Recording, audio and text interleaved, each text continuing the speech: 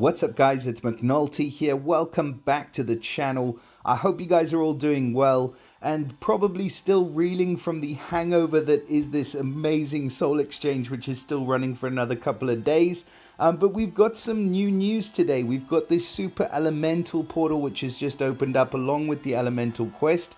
And it has brought to us a really interesting looking new hero. This guy, Gastille, just looks like somebody's decided to make a combination of like Thanos and Nicolas Cage from Ghost Rider. He's looking insane. So we're going to have a look at this guy today. We've got to see what he's all about. I'm a little bit interested in this hero. He's kind of like, I'm on the fence about him. So I just want to go over him in detail and we'll see if we can make up our minds as to whether this is a decent hero to pull for.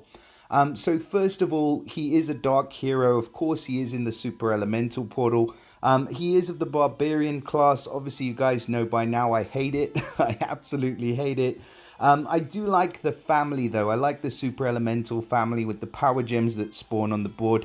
It just makes you feel a bit more powerful. Again, a bit Thanos-esque. I think he should have multiple power gems in his arsenal by the looks of this guy. He does get the troop damage modifier, which is awesome. So extra elemental damage from the troops of his element, and he receives less elemental damage from troops of the stronger element. So any holy troops going up against this guy are going to deal 10% less damage. So that is a really good benefit to these heroes. The troop mastery and the power gems, they're all right. In terms of stats for Gastille, he's running a team power of 1024, which as we know is in line with some of the most powerful heroes in the game. His attack is at 1075, bit of a downer, and as we'll see in a second, but his defense is 1009 and his health is 1720. So really balanced stats across the board, and just, so far so good in terms of what he can do. But until you get to his special, okay, so this is his special, Elemental Corruption. All allies get 150% normal attack for 4 turns. That is massive. I mean, an increase of 150% normal attack is huge. Probably the biggest increase right off the bat for, an upfront attack increase. It does mean normal attack, which is only damage from tiles if you're on offense and from slash attacks if you're on defense. And it lasts for 4 turns, which is decent for an average speed hero. Now, this effect can be active in addition to effects that alter attack in general.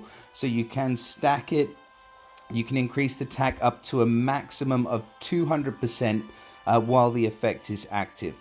All damage all enemies receive is also increased by 55% for 4 turns.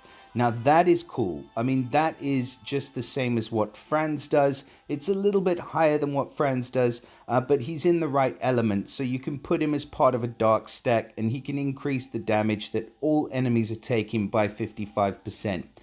Now, where do I think this hero will be best used? I mean, he is primarily going to be really, very, very good against Titans. He's going to be an absolute monster. If you're going for high scores against Holy Titans, this is the guy that you want to use. Against what am I looking for? Mythic Titans as well. He is going to be an absolute monster. And if you pair him up with some of the goblins, I mean, just think about Dark Feather alongside this guy. They are just going to be doing some massive hits. So I do think it's going to be interesting to see. I also think that he could probably be used in the Monster Island if that starts to become a bit more of a thing. I'm pushing for Monster Island to sort itself out, but there are some massive Titans in there as well, where you can just go to town. I think that the 14-star Titans that we've got at the moment, they are lacking a bit. I think that they're not quite as beastly as they once were. They do seem to go down pretty quickly. So in my alliance, at least, we do have to limit our hits against Titans, and that does frustrate some people. But if you're one of these people who likes to get out of the alliance every now and then and go and murk Titans, I think Gastille is going to be a really good tool in your arsenal. He can also be well used in the events. So until now, we haven't really had a purple hero that shines in the events. But the increased damage of 55% for 4 turns, as well as the attack increase, means that he's kind of easily doing the job of 2 heroes. So instead of taking somebody like Hammer Tusk and somebody like Shark Eye, you just got it all in one complete crazy looking package. So yeah, do I like Gastille? Heck yeah, I like him. Is he going to be usable everywhere? No. Unfortunately, he's not a great hero for defense. I think you will really, really struggle if you put him on defense. He's just going to be a tile dump, and people are going to just abuse that.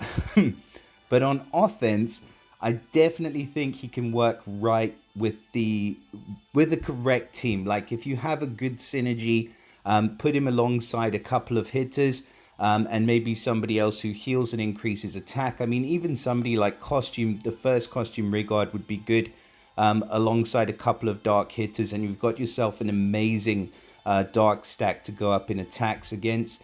And then, yeah, on Titans, obviously he's going to be amazing. But that is his kind of limitation. That is where this guy is going to be usable. And that's about all I've got to say about him. He looks insane. He's going to be an awesome Titan hero. And that is about it. But if you want him, you know, if you want him for that use, there's nobody better. And he looks insane. He does benefit from the attack up on the Ether talent. So that boosts his attack up to 1400. So even though he's not doing any damage, increasing the attack by that amount can be really useful in putting him on that high damage attack slot on your Titan team, so that the tiles are going to do as much damage as possible. And that is what he's all about. So he's featured alongside Farah in the portal. Farah's an absolute beast of a hero, just massive damage, and every time she hits me, I swear when she came out, she hit softer.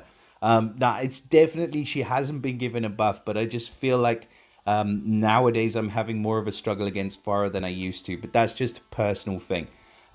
In terms of the odds, you've got a legendary featured hero of 0.5%, so they've increased it quite a bit in this portal. Legendary event Dark Hero is 0.1%, so you have, it looks like, a total of a 0.6% chance to summon a event hero, so that's going to be one of the Superelemental heroes, and a 1.9% to summon a dark legendary hero. So there are some pretty good heroes in this portal actually, but obviously no costumes featured. And then you've got that terrible hero of the month that we've got for another few days. So maybe if you are after Gastille, maybe it's a good idea to wait until he gets featured in a Covenant portal, where at least you've got the chance to pull some other awesome heroes as well. But that being said, I wish you guys all of the best of luck in your summons. If you are going to go for this hero, please do let me know what you guys think in the comments. Obviously, I'm interested to hear your thoughts. And I apologize if I don't always get to all of the comments, especially with the Soul Exchange videos. It's just the comments are, I do definitely read them. I promise you guys I read them all. It's just I don't have time to respond to every single one. I'll get to them eventually though. So thank you guys for all of your help and support and comments. I really appreciate it. Please don't forget to like the video and also subscribe to the channel so you don't miss any future updates. But until next time, I look forward to seeing you all again in the next video. Bye for now.